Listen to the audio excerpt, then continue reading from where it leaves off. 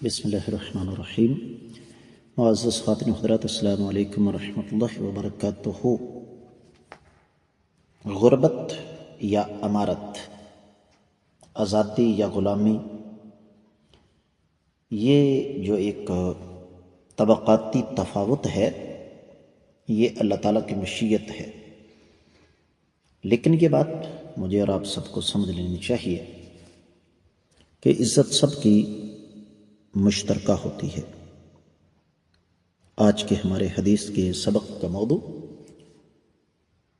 جو شخص اپنے غلام پر تہمت لگائے اس کا انجام کیا ہے۔ مشکوٰۃ المصابیح کتاب النکاح، باب ہے ضروری اخراجات اور غلاموں اور لونڈیوں کے حوالے سے 3368ویں حدیث کتاب میں اور 10ویں ہے باب میں۔ الفاظ سماعت فرمائیے گا۔ وعن ابی ہریرہ رضی اللہ تعالیٰ عنہ قال سمعت ابا القاسم يقول من قذف مملوكه وهو بريء مما قال جلد يوم القيامة إلا أن يكون كما قال، متفق علیہ۔ معزز خواتین و حضرات، حدیث کے بارے میں آپ کو پتہ چل گیا کہ یہ صحیح بخاری اور صحیح مسلم میں ہے۔ میں اس کا تفصیلی حوالہ آپ کی خدمت میں رکھنے جا رہا ہوں، اس کے بعد انشاءاللہ پھر اس کا ترجمہ اور مختصر وضاحت کی طرف آئیں گے۔ صحیح بخاری کتاب المحاربین ہے، 45واں باب ہے غلاموں پر ناحق تہمت لگانا کتنا بڑا گناہ ہے۔ اور صحیح بخاری میں یہ حدیث ایک ہی جگہ پر ہے 6851۔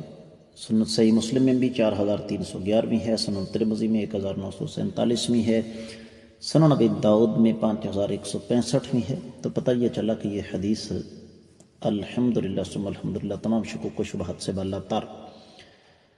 ترجمہ اس کا کچھ یوں بنتا ہے کہ سیدنا ابو ہریرہ رضی اللہ تعالیٰ عنہ روایت فرماتے ہیں کہ کائنات کے امام صلی اللہ علیہ وآلہ وسلم نے ارشاد فرمایا، جو شخص اپنے غلام پر زنا وغیرہ کی تہمت لگائے جبکہ وہ غلام اس سے بری ہے تو تہمت لگانے والے کو قیامت کے دن کوڑے لگائے جائیں گے، بشرطے کہ وہ اسی طرح ہے جیسے کہ تہمت لگانے والے نے اس کو متہم کیا۔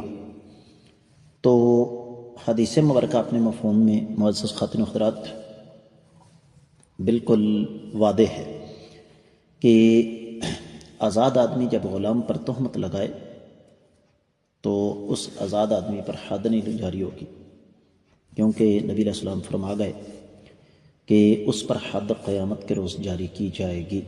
اگر دنیا میں اس پر حد جاری ہوتی، لاگو ہوتی، تو اس کا تذکرہ حدیث میں ضرور ہوتا۔ جبکہ سیدنا عبداللہ بن عمر رضی اللہ تعالیٰ عنہما